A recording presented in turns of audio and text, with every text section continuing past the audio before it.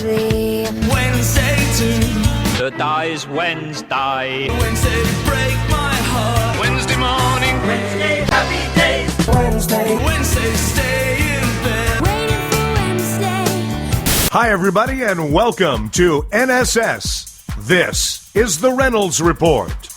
Ringo Starr is auctioning off an extremely rare copy of the Beatles' self-titled White Album. It's the original UK pressing, and this copy is stamped number 000001. The copy belonged to John Lennon, and it's expected $40,000 and $60,000. A similar copy that was stamped with the number 05 sold for just under $30,000 in 2008. The auction takes place over 3 days starting on December 3rd, and the proceeds will be donated to charity, where it'll hopefully be able to buy a little peace and love.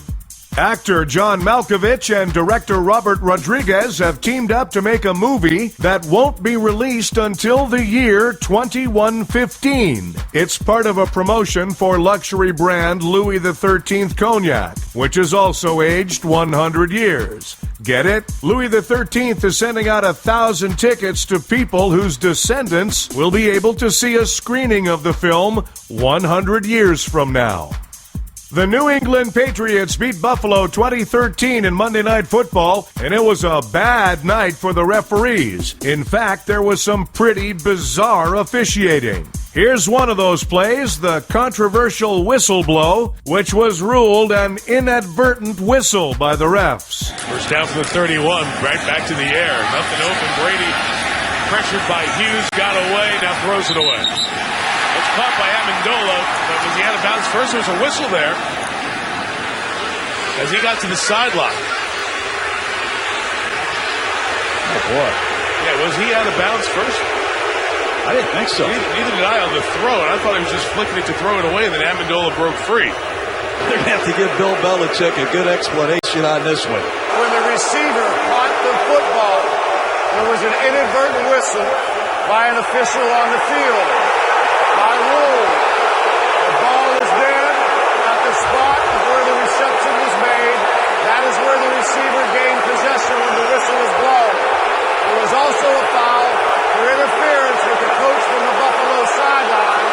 That 15-yard penalty is going to be added to the 45-yard line as the spot where the inadvertent whistle took place. It will be first down New England on the Buffalo 40. Thanksgiving, the time of year when millions of Americans will sit around the dinner table with their families and argue whether or not President Obama's birth certificate was real. Well, this sucks. I just called the Butterball hotline and they have no advice for how to keep my grandfather from quoting Donald Trump. By the way, Trump is indicating that if he fails to become the Republican candidate for president, he will stay in the race as an independent. That means comedians have one more thing to be thankful for. Director Michael Moore says he'll share his home with Syrian refugees. Why? Because his home is not food.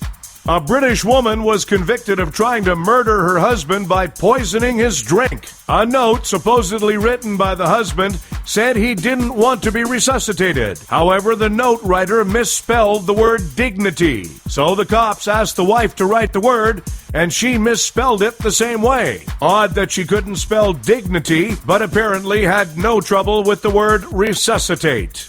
Fitbit now automatically detects when you begin exercising. You no longer have to push a button or swipe. You know, if you're too lazy to push a button or swipe, I'm pretty sure that you're not doing push-ups.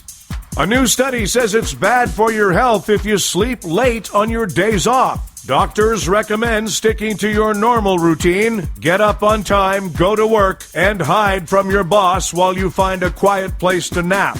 A Canadian couple has canceled their wedding to use the money for Syrian refugees. So essentially, they've avoided one tragic crisis to help people in another.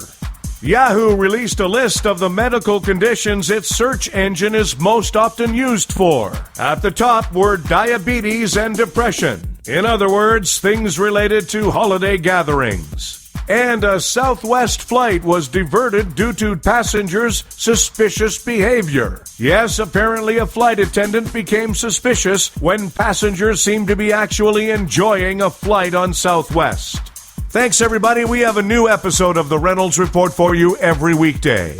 The Jewel Radio Network, proud to present Frank D'Angelo and his 18-piece band Fall Concert Tour, wrapping up Saturday, November 28th at Stonewalls in Hamilton.